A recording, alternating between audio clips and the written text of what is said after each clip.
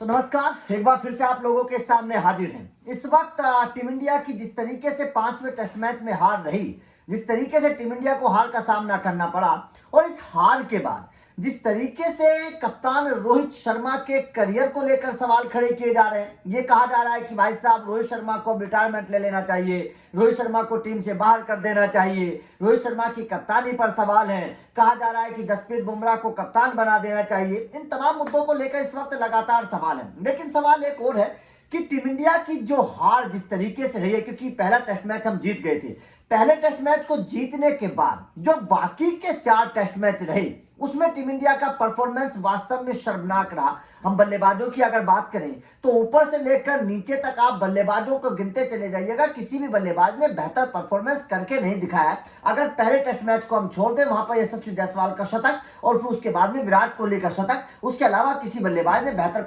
बल्लेबाजी की नहीं है चारों टेस्ट मैच की अगर मैं बात करें।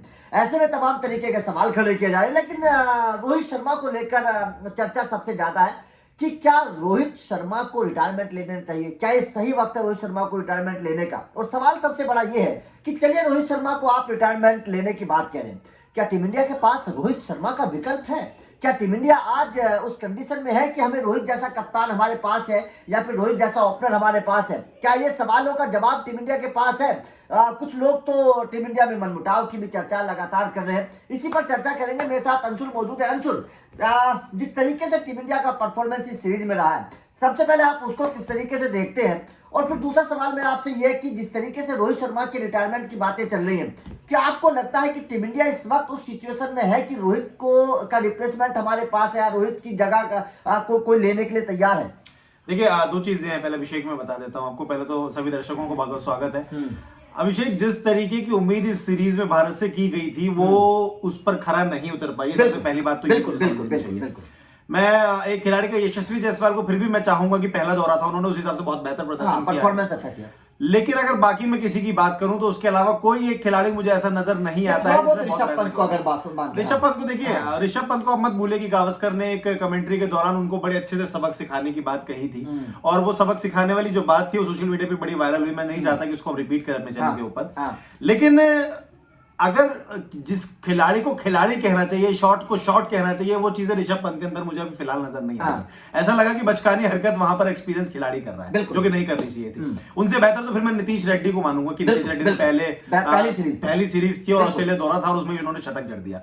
देखिए, बहुत ज्यादा एक्सपेक्टेशन थी जब ऑस्ट्रेलिया की तरफ जाते हैं और बॉर्डर गावस्कर सीरीज की बात होती है तो यह माना जाता है कि एक तगड़ा मुकाबला होगा और एक जुनूनी फाइट होती है जिसको भारत के लोग भी उतने ही जुनून से देखते हैं और ऑस्ट्रेलिया के लोग भी उतने ही जुनून से देखते हैं। और इसका एग्जांपल वहां के दर्शकों ने आपको बताया।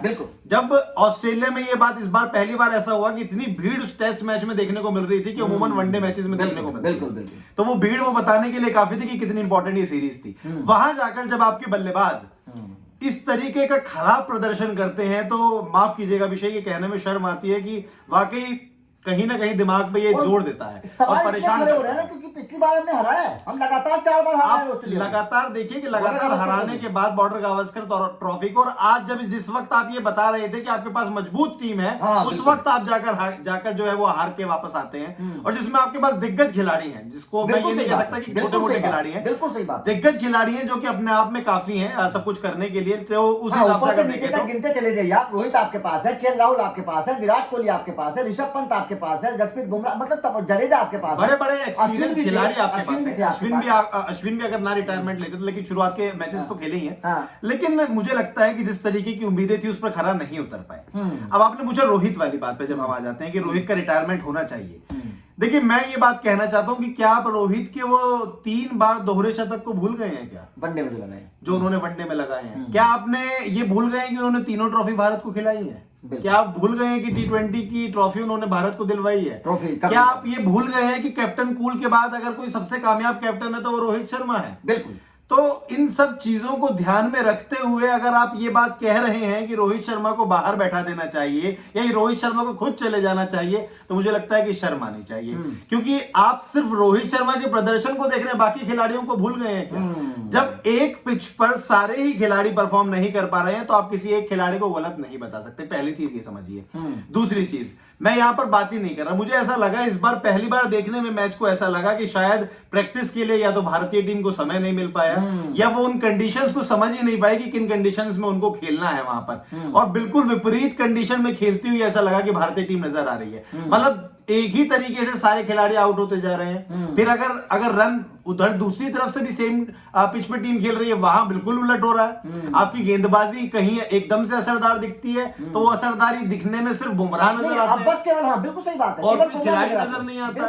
तो यानी कि बाकी सब मतलब बुमराह बल्लेबाजी में भी आपको आगे लेके चले, बुमराह आपको गेंदबाजी में भी संभाले, बुमराह को आखिरी मैच में जब रोहित बाहर चले जाते तो कप्तानी भी संभालनी पड़ेगी। तो खाली अकेले बुमराह मतलब यानी कि संजीवनी उठाने का काम करेंगे, यानी कि बुमराह यानी कि भारतीय टीम के कप्तान हो गए हैं, अनुमान हो गए हैं। तो इस तरीके से जिस तरीके की ये इनिंग इस बार की जो ये सीरीज रही है, मैं ये बस इतना जो मेरा असेसमेंट कहता है अभिषेक कि बहुत ही घटिया प्रदर्शन भारतीय टीम के बल्लेबाजों ने, खिलाड़ियों ने किया है। और जितने बड़े नाम थे उतने ही छोटे काम ऑस्ट्रेलिया सीरीज में जो इन्होंने यहाँ पे तमाम बड़े नामों की बात कर लीजिए बिल्कुल।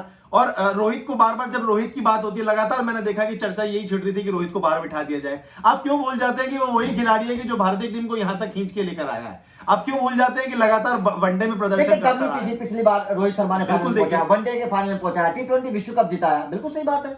तो आपको ये सब चीजें समझनी पड़ेंगी अभिषेक। अब यहाँ तो देखिए, हो सकता है कि हम यहाँ पर बैठ के असेसमेंट कर रहे हो अभिषेक, एक मैच में हो सकता है कि आदमी गलत खेल जाए, दूसरे मैच में हो सकता है कि गलत खेल जाए। आप लगातार गलत खेलते जा रहे हैं, गलत शॉट्स पे आउट हो रहे हैं। ऋषभ पंत एक ही शॉट को जब आपको पता है कि पहली गेंद पर आप नहीं मार पाए, दूसरी गेंद को उसी शॉट को मारने की ट्राई करके आउट हो रहे हैं। विराट कोहली की चर्चा कर लीजिए, वो पिछले बार लगातार आउट हो रहे हैं। आप एक ही शॉट खेलकर आप बार बार जो है वो बाहर निकल आते हैं। तो ये क्या आप मतलब एक गेंद खेलने के लिए आपको रुकने की आप सोच ही नहीं रहे कि रुकना है मुझे पिच के ऊपर। आप जा रहे हो, बल्ला चला रहे हैं, आप देख ही नहीं रहे कि गेंदबाज किस तरफ है। आप गेंद एक ही दिशा में बॉल एंड गेंद को डाल रहे हैं, आप उसी दिशा में बल्ले को चला रहे हैं। आप 2 बार लगातार एक ही तरीके से आउट हो जा रहे हैं। आप ये सोच ही नहीं रहे कि मेरे ऊपर दारोमदार है, मैं एक्सपीरियंस खिलाड़ी हूं, मेरे शुरू के जो खिलाड़ी हैं वो जल्दी आउट हो गए हैं तो मुझे उनको आगे लेकर चलना है, भूल गए।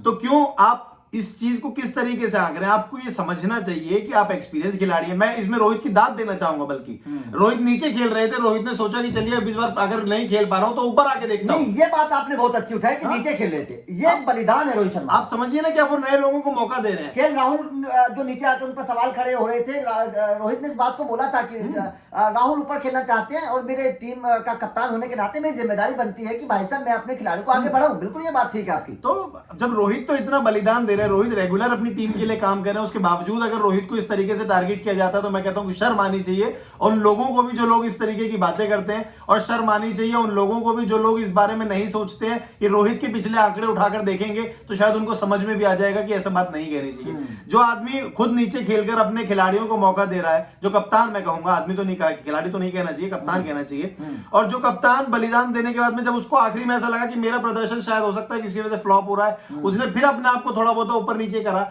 विराट कोहली को पता है कि आपको उसी जगह पर खेलना है, आपको पता है कि आप उसी जगह पर खेलते हैं, अच्छा खेलते हैं, अच्छा प्रदर्शन करते हैं, लेकिन आप फिर भी उसी जगह पर चल रहे हैं, फिर उसी तरीके से आप नीचे आते हैं। केएल राहुल का भी बहुत बेहतर प्रदर्शन इस बार नहीं रहा। बिल्कुल बिल्कुल, जिस तरीके की उम्मीद केएल राहुल से की जाती है उस तरीके का बेहतर प्रदर्शन नहीं कर पाए हैं। शुभमन गिल चल पाए हैं, शुभमन गिल बड़ा नाम है। मैं तो आज के टाइम में कहूंगा कि शुभमन गिल जिस तरीके के पिछले सीरीज में प्रदर्शन किया है ना, और उसके हिसाब से उन्होंने नहीं प्रदर्शन किया। जडेजा इतने एक्सपीरियंस खिलाड़ी है, आज आपसे उम्मीद की जाती है ऑलराउंडर के तौर पर कि टेस्ट मैच में कम से कम आप रुक कर खेलेंगे, अपनी टीम को संभालेंगे। आप जाते हैं और आप बल्ला चलाने की शुरुआत कर देते हैं। भाई साहब, तलवार चलाने से काम नहीं चलता है, तलवारों का काम होता है T20 में, जब आप आईपीएल खेलते हैं। यहां तो आपको द्रविड़ जैसा बनना पड़ेगा। यहाँ पे आपको याद होगा कि द्रविड़ ने एक पारी खेली थी, 30 गेंद 40 गेंद में 1 रन बनाया था, तालियां बज गई थी। उसको कहते हैं टेस्ट मैच, और वो टेस्ट मैच की परिभाषा बदल ये खड़े हो रहे थे कि आपके चेतेश्वर पुजारा कमेंट्री बॉक्स में बैठे हैं, जो पिछली बार के आपके चैंपियन खिलाड़ी थे, अजिंक्य रहाणे टीम से बाहर बैठे हैं, जिन्होंने पिछली बार गाबा में टीम इंडिया को जिताया था,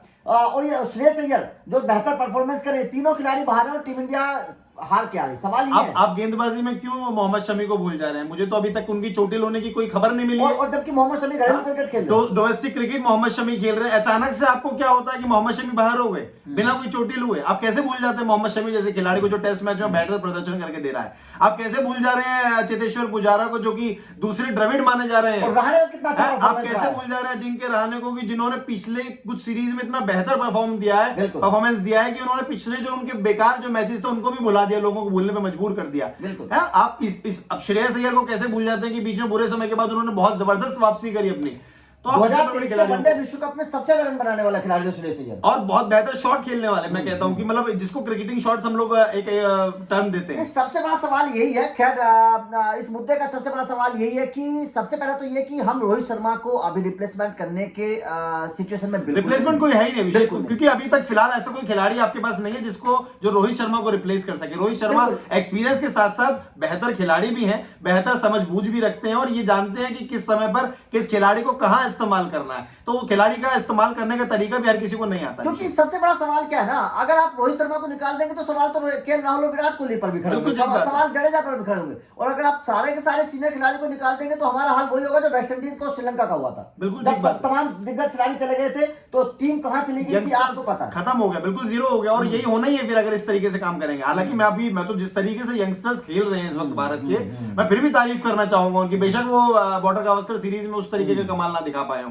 लेकिन आप क्या मैसेज सेटअप कर रहे हैं उनके लिए कि मतलब आने वाले समय में किस तरीके से वो प्लान करेंगे। मैं देखता हूं कि पीछे कैमरामैन जब फोकस करता है तो इशारे करते हुए नजर आते हैं खिलाड़ी आपस में एक दूसरे के साथ में। अरे आप जब आपको पता है कि आप तीसरे दिन में सिर्फ 166 का टारगेट दे पा रहे हैं आखिरी मैच में, और उसके बावजूद भी आप जो है इस तरीके की हरकतें करने में आपस में बातचीत में हैरानी इस बात की होती है कि आप 200 रन नहीं बना पा रहे हैं टेस्ट क्रिकेट में।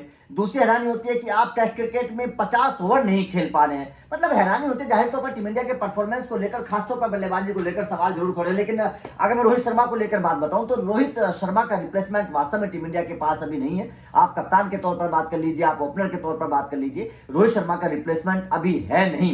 परफॉर्मेंस जाहिर तौर पर नो डाउट टीम इंडिया के तमाम सीनियर खिलाड़ियों की खराब रही है। आप उसमें चाहे केएल राहुल का नाम ले लीजिए, चाहे रोहित शर्मा का नाम ले लीजिए, चाहे विराट कोहली का नाम ले लीजिए, चाहे आप रविंद्र जडेजा का नाम ले लीजिए, थोड़े से गलत शॉट आपके ऋषभ पंत की बात कर लीजिए। केवल अगर मैं एक खिलाड़ी की तारीफ करना चाहूं इस पूरी सीरीज में, दो खिलाड़ियों की, जसप्रीत बुमराह और यशस्वी जायसवाल, अगर किसी ने कुछ बेहतर खेल दिखाया है तो केवल ये दो खिलाड़ी में, या फिर प्रसिद्ध कृष्णा जो आखिरी टेस्ट मैच में जिनको मौका मिला। बाकी मुझे कोई तीसरे से चौथा खिलाड़ी मुझे कोई नजर नहीं आ रहा है जिसकी तारीफ करके ये कहा जाए कि वास्तव में उस खिलाड़ी ने बेहतर परफॉर्मेंस करके दिखाया है। तो आपका इस खबर पर क्या कहना है? क्या आपको भी लगता है कि वास्तव में रोहित शर्मा को निकाल देना चाहिए? और अगर निकाल देना चाहिए तो क्या केवल रोहित शर्मा को, बाकी खिलाड़ियों को क्या टीम में रखना चाहिए? यह भी एक बहुत बड़ा सवाल है। तो कमेंट करके बताइएगा। वीडियो अच्छी लगी हो तो लाइक और शेयर जरूर करिएगा, चैनल को सब्सक्राइब करिएगा। Thank you very much.